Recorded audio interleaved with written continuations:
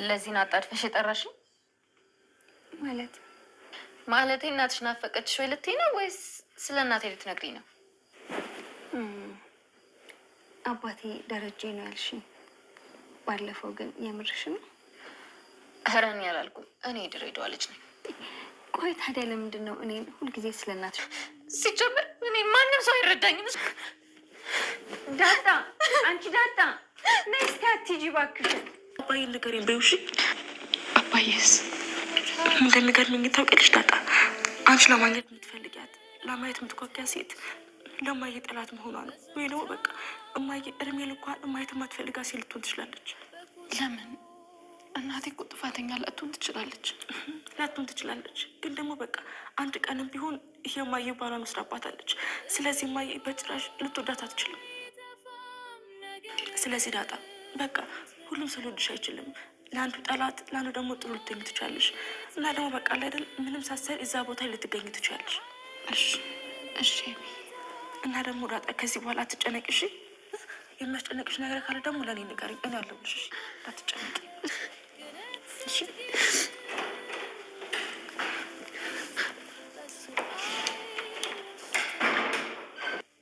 እንዴ ናታን?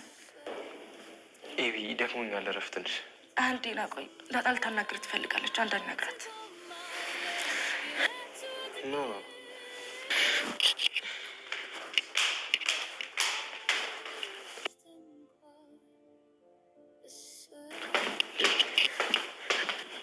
ዳጣ ምን ሆነሽ ነው? ዳጣ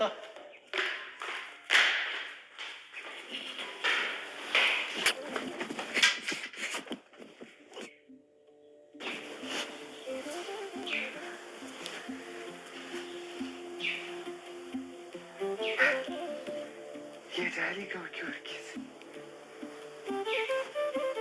በጥይት ስጠብቅ እሷ ገደለች።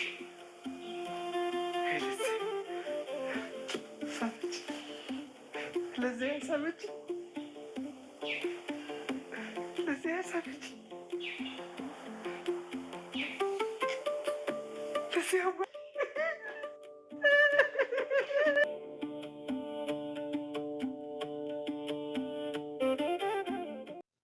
ሰላም ጤና ይስጥልን። ውድና የተከበራችሁ ውድ ቻናሊ ቤተሰቦች እንኳን ደህና መጣችሁ። በያላችሁበት ሰላማችሁ በዝዝት ትርፍርፍ ይበልልኝ።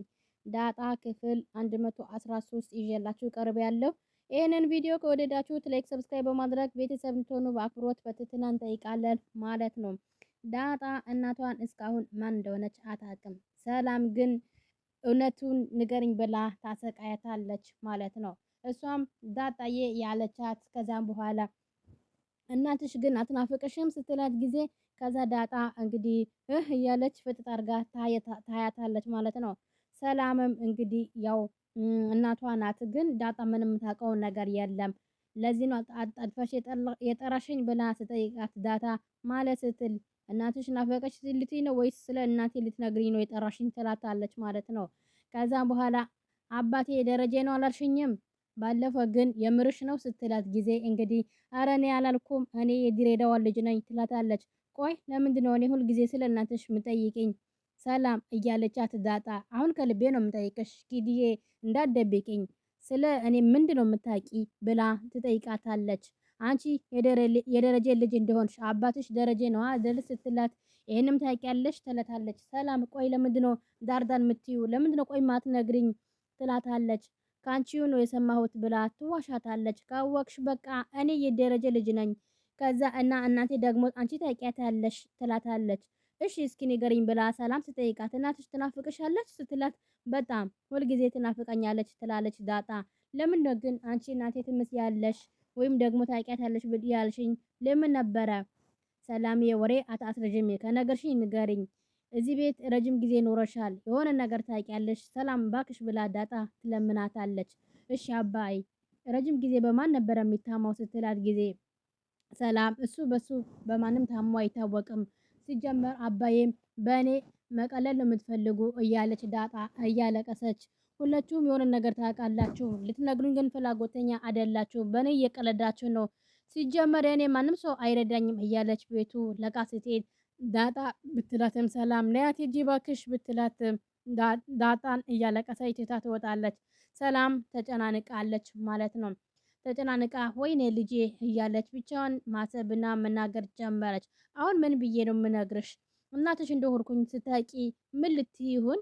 ተሰቃየሽ እኮ ምን ብበድልሽ ነው ልጄ እያለች እንግዲህ ሰላም ብቻዋንም ማውራት ጀመረች። ከዛም በኋላ እሷም የእኔ እናትነት ያወቅሽ ቀን አቦ ፈተናይ እያለች እንግዲህ በቃ እኔ ከዚህ በላይ መታገስ አልችልም። አንድ ሳምንት ብቻ ለአባቷ እንግዲህ የምጠብቀው ከዛ በኋላ ይበቃል። ሁሉንም ነገር ለዳጣ መናገር አለብኝ። ለሷም መሰቃየትና የሷን እንዲህን ያክል መጨናነቅ ይበቃታል እያለች እንግዲህ ብቻዋ ማውራት ጀመረች ሰላም ማለት ነው። በሚያሳዝን ሁኔታ ዳጣ እናቷ ማን እንደሆነች እስካሁን አታውቅም። ሁሉም ሰው ያውቃል፣ እሷ ብቻ ነው የማታውቀው። አቶም ደረጀ እንግዲህ ለሰላምን እያዘነ ለማርታ እያዘነ ማታ ምትለኛለች ጥላኝ ትሄዳለች በማለት እሱ እያሳሰበው እሱም መናገርም አልፈለገም። እሱም ዳር እያለ ነው ማለት ነው። ሁላቸውም እንግዲህ ፈርቶ በፍራቻ ውስጥ እንግዲህ ዳጣ እየተጎዳች ትገኛለች ማለት ነው። በሚያሳዝን ሁኔታ ማርታ ቤቷ ላይ ቁጭ ብላ ሻይዋን የጠጣች መጽሐፍ ያነበበች ነበረ። ልጇን ውሃ የወረጠች ትመጣና ቀስ በይ እስኪ ሻዩ ልደፊ ነው ስትላት ማሚ ስትላት ጊዜ ከዛም በኋላ እንግዲህ ልጠጣ ሻይ እያለች እንግዲህ የውልሽ ምሰሪው ስራ ቤቱ ሁሉ እኮ ሻይ ደፋሽበት ትላታለች። አንቺ ልጅ እኮ ምን ይሻልሻል እፍ እያለቻት ከዛም በኋላ እማዬ በቃ እኔ የምፈልገው ኬክ ነው እያለች እያስጨነቀቻት ትገኛለች። አንቺ ህፃን ልጅ አርፈሽ አትቀመጭም? በቃ አሁንም ልጅነትሽን አልተወሽም እያለቻት ማርታም ትቆጣታለች ማለት ነው። እሷ ግን ምንም ነገር አልመሰላትም። እንግዲህ ውሃ እንደ ልጅነትም እንግዲህ አንዳንዴ ሾጥ ያረጋታል ማለት ነው። አንዳንድ ጊዜ ያው ታሰቃለች። እና እማዬ ሆድሽ እኮ ትልቅ እኮ ነው። አንቺም ልጅ እንደ ሰላም ለምን ለማትወልጂልኝ እያለቻት ኧረ አንቺ ልጅ ተይ ኧረ ተይ ትላታለች ማርታ። አንቺ ተነሺ እያለቻት አንቺ ጅል እያለች ሆዷን እንግዲህ ጉንብስ ብላ እያዳመጠች ነበረ።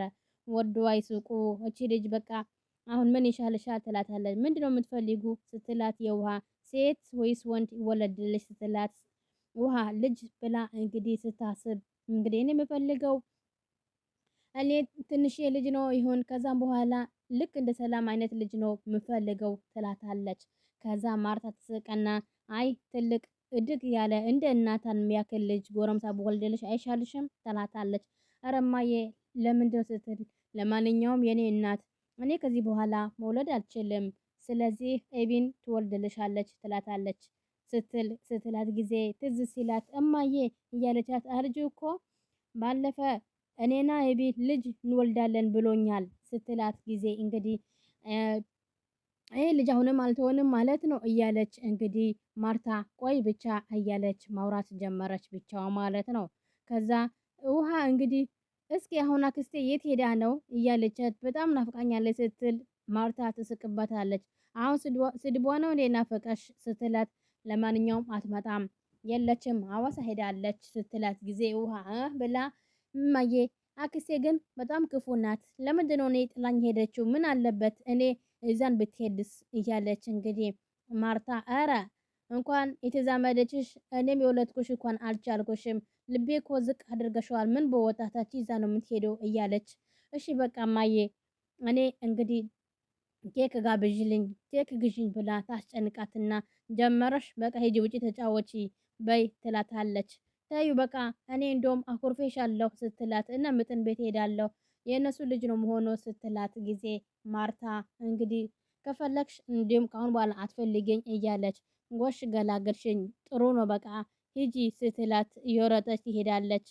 ከዛ ማርታ ትስቅባታለች። አንቺ ስርዓት የለሽም ወዶ አይስቁ እያለቻት እንግዲህ ጀበኔ ብሰብሪ ነበረ አሳይሽ ነበረ እያለቻትም ማርታ እንግዲህ እንዴት ነው የሚያደርጋት እቺ ልጅ እያለች እንግዲህ ወደ መጽሐፏን ማንበብ ቀጠለች። ባንቺ ማን ያዝናን እያለች ማለት ነው። መጽሐፏን ማንበብ ቀጥላለች ማለት ነው። እንግዲህ እዚህ ጋር አቶ ደረጀ የዳጣ ነገር እያሳሰበው በሀሳብ ጭልጥ ብሎ እያሰበ ይገኛል። አሁን በቃ እውነቱም የሚመጣ ይምጣና እንጂ የሰላም የማርታ እውነቱን መናገር አለባት። ዳጣም ከዚህ በኋላ መጨነቅና ከዚህ በኋላ እንደዚህ መሰቃየት የለባትም። እውነቱ ይውጣ፣ የሚመጣው ነገር ይመጣል። ስለዚህ እውነቱ መናገር አለብኝ።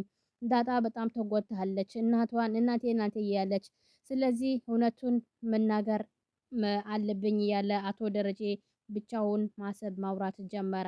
ከዛ ብቻውን እንደተቀመጠ ናታን ይመጣና የእናንተን ሁሉም ነገር ይነግረዋል። ላንተ የነገርኩህ አንድ ነገር ቢፈጠር አንተ ሁሉም ነገር እንድታቅ ብዬ ነው ሁሉም ነገር ላንተ የነገርኩህ እያለ እንግዲህ ሁሉም ነገር ለናታን ከዛ ናታን ይቅርታ ማድረግ አይቀርብህም፣ እሷም ይቅርታ ታደርግልሃለች። እማዬ ከሆነ እንግዲህ የትንሽ ጊዜ ብቻ ነው። በደንብ ካስረዳሃት ለጊዜ ብትሰበር ብትናደድም ነው እንጂ ይቅርታ ታደርግልሃለህ እርግጠኛ ነኝ ይላል ናታን ማለት ነው። ጥፋት እኮ አንዴ ነው። እኔ እኮ ደጋግሜ ያለሁ አንዴ ሲሆን ይቅር ይባላል። የኔ ግን የጉድ ነው እያለ አቶ ደረጀ በዛ እያለ እንግዲህ ብቻውንም እያወራ እናንተንም አይዞ ካባዬ ሁሉም ነገር ያልፋል፣ ኖርኩም አኖርኩም እውነቱን ትወቅ እያለ እንግዲህ አቶ ደረጀ የናታን ሁሉም ነገር ይነግረዋል ማለት ነው።